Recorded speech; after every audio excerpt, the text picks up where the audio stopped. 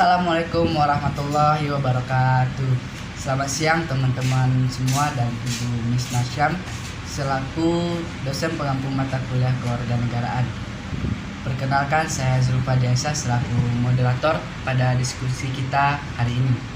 Pada kesempatan kali ini kami dari kelompok 2 yang beranggotakan Rushida bin Rashid, Dichania Handayani, Yeni Nofriyati, dan saya sendiri Zulfa Diasa. Pada diskusi kita kali ini, kita akan membahas materi tentang urgensi integrasi nasional sebagai salah satu parameter persatuan dan kesatuan bangsa Indonesia. Kami harapkan teman-teman dapat melihat video kami, mendengarkan dan memahami apa yang kami sampaikan. Semoga apa yang kami sampaikan pada kali ini dapat teman-teman ambil manfaatnya dan dapat teman-teman mengerti. Baiklah, untuk materi pertama akan dibacakan oleh saudari Dichania Handayani. Kepada Caca dipersilakan.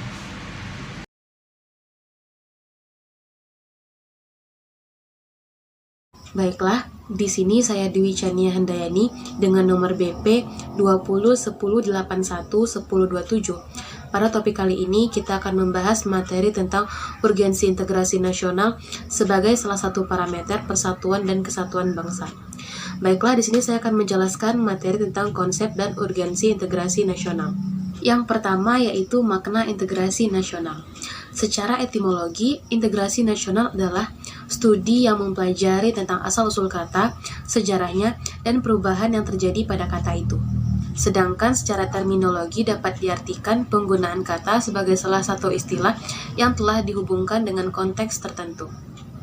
Sedangkan menurut Ramlan Subekti, integrasi nasional adalah proses penyatuan berbagai kelompok sosial budaya dalam satu kesatuan wilayah dan dalam suatu identitas nasional. Selain itu, istilah integrasi nasional dalam bahasa Inggris yaitu national integration. Integration berarti kesempurnaan atau keseluruhan. Yang kedua yaitu jenis integrasi. Jenis integrasi terbagi menjadi 3. Yang pertama, integrasi politik.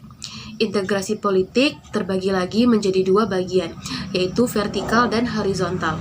Dimensi yang bersifat vertikal menyangkut hubungan elit dan massa, baik antara elit politik dengan massa pengikut, atau antara penguasa dan rakyat, guna menjembatani celah perbedaan dalam rangka pengembangan proses politik yang partisipatif. Sedangkan horizontal menyangkut hubungan yang berkaitan dengan masalah teritorial. Misal, antar daerah, antar suku, antar umat beragama, atau antar masyarakat Indonesia. Yang kedua yaitu integrasi ekonomi. Terjadi ketergantungan antar daerah dalam upaya memenuhi kebutuhan hidup rakyat. Dengan adanya saling ketergantungan ini, menjadikan wilayah dan orang dari berbagai latar belakang mengadakan kerjasama yang saling menguntungkan.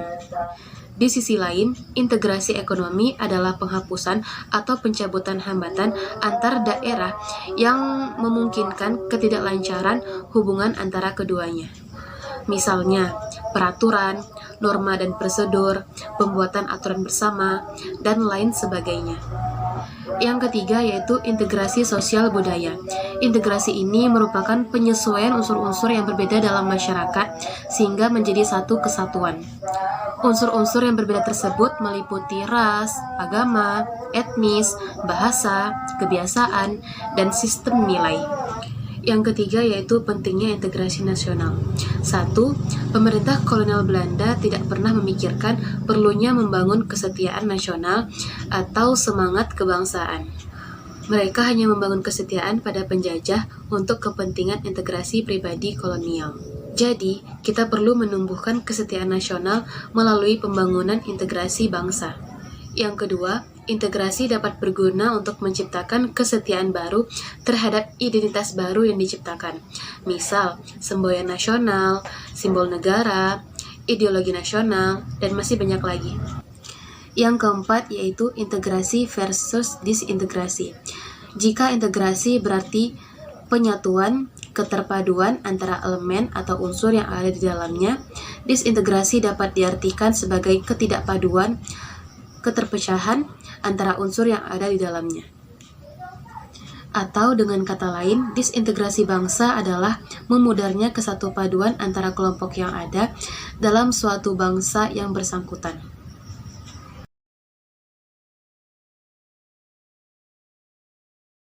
Historis, sosiologis, politik tentang integrasi nasional. Yang pertama, perkembangan sejarah integrasi nasional. Menurut Suroyo sendiri, bangsa kita sudah mengalami pembangunan integrasi sebelum negara Indonesia merdeka. Sehingga terdapat 3 model integrasi dalam sejarah perkembangan integrasi Indonesia, yaitu yang pertama, model integrasi Imperium Majapahit.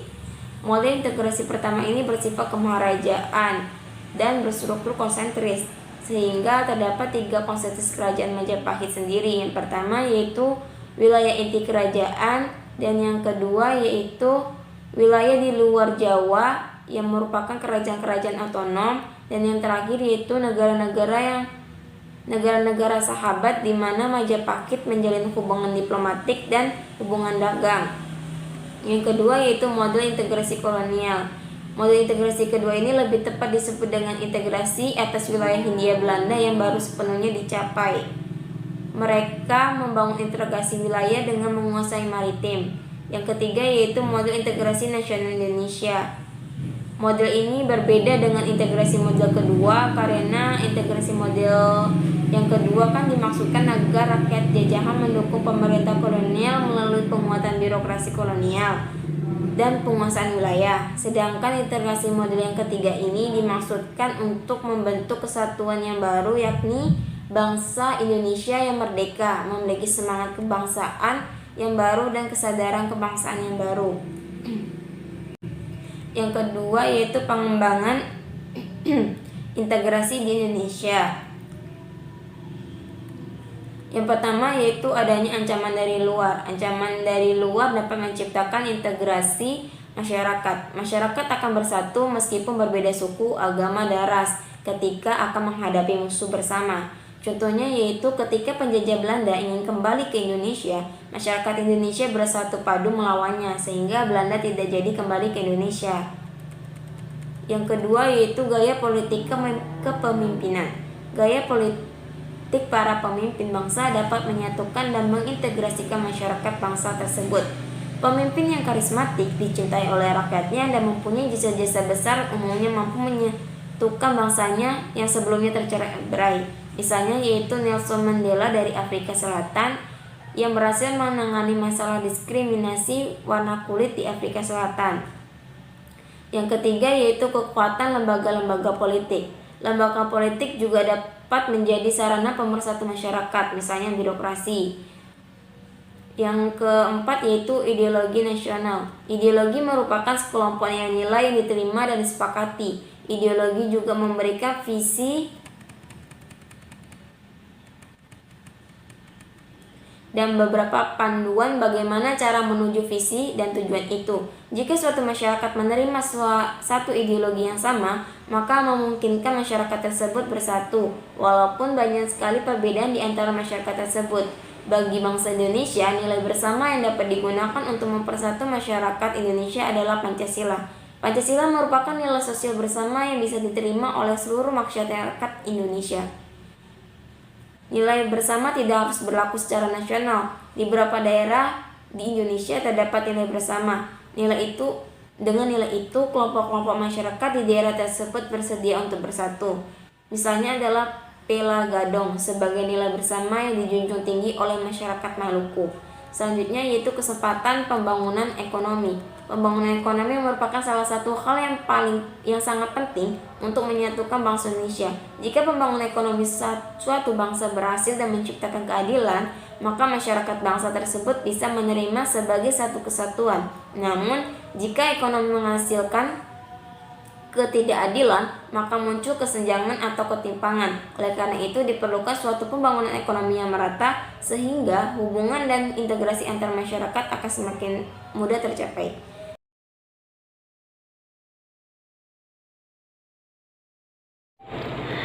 Saya sudah berhasil nomor BP 20 10811023 membacakan materi yang terakhir, yaitu C. Membangun argumen tentang dinamika dan tantangan integrasi nasional.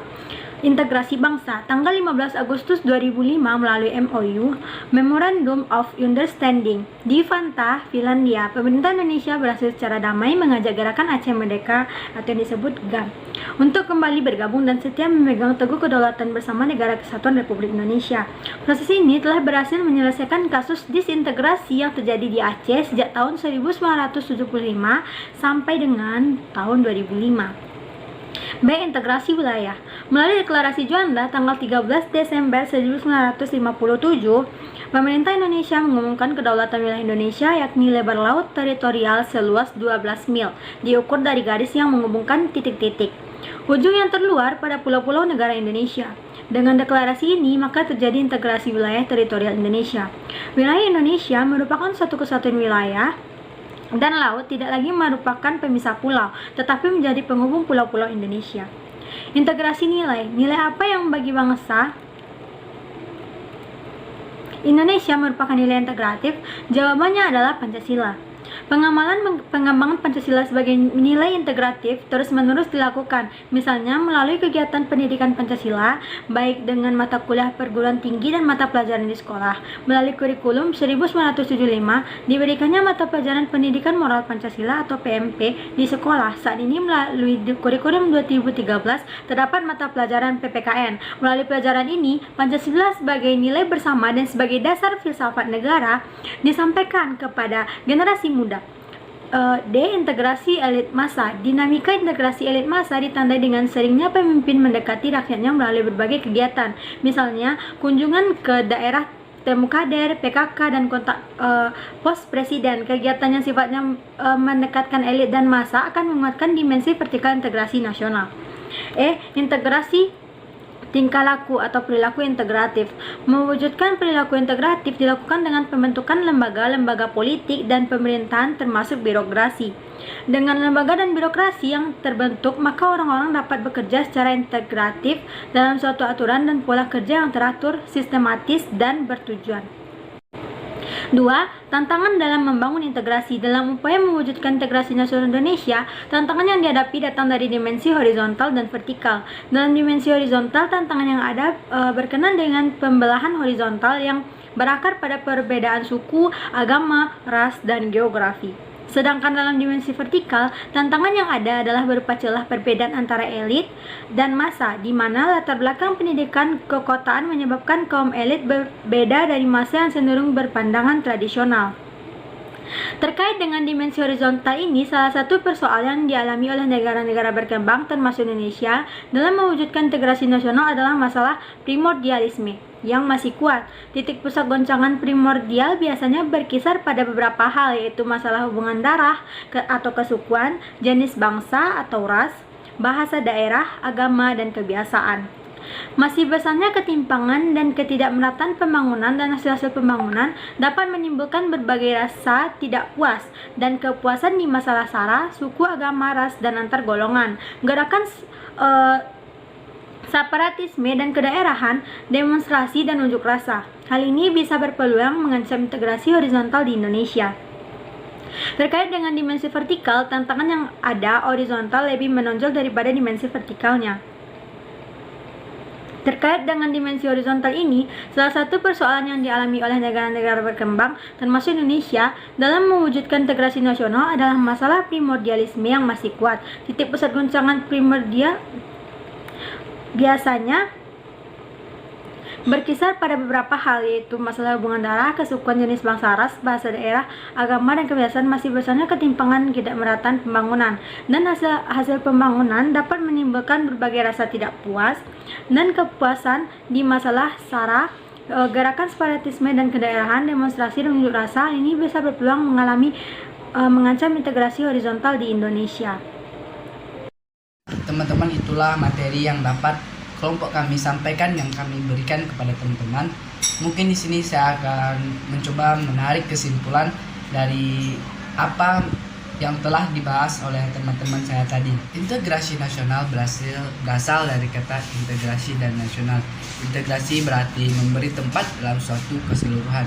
Sedangkan dalam Kamus Besar Bahasa Indonesia, integrasi berarti pembauran hingga menjadi kesatuan yang bulat dan utuh. Kata nasional berasal dari kata Inggris, yaitu nation, yang berarti bangsa sebagai persekutuan hidup manusia. Integrasi nasional merupakan proses mempersatukan bagian-bagian unsur atau elemen yang terpisah dari masyarakat menjadi kesatuan yang lebih bulat sehingga menjadi suatu nation bangsa. Jenis-jenis integrasi mencukupi integrasi bangsa, integrasi wilayah, integrasi nilai, integrasi elit massa, dan yang terakhir integrasi tingkah laku atau perilaku integratif. Integrasi berkebalikan dengan disintegrasi. Jika integrasi mengisyaratkan adanya keterpaduan, kesatuan, dan kesepakatan atau konsensus, sedangkan disintegrasi mengisyaratkan adanya keterpecahan, pertentangan, dan konflik. Model integrasi yang berlangsung di Indonesia adalah integrasi Imperium Majapahit, model integrasi kolonial, dan model integrasi nasional Indonesia. Pengembangan integrasi dapat dilakukan melalui 5 strategi atau 5 pendekatan.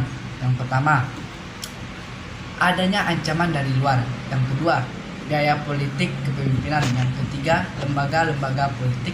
Dan yang keempat, ideologi nasional, serta yang kelima, kesempatan pembangunan ekonomi.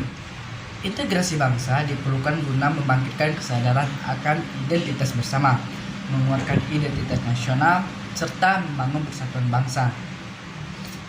Baik, teman-teman semua, itulah materi yang dapat kelompok kami sampaikan.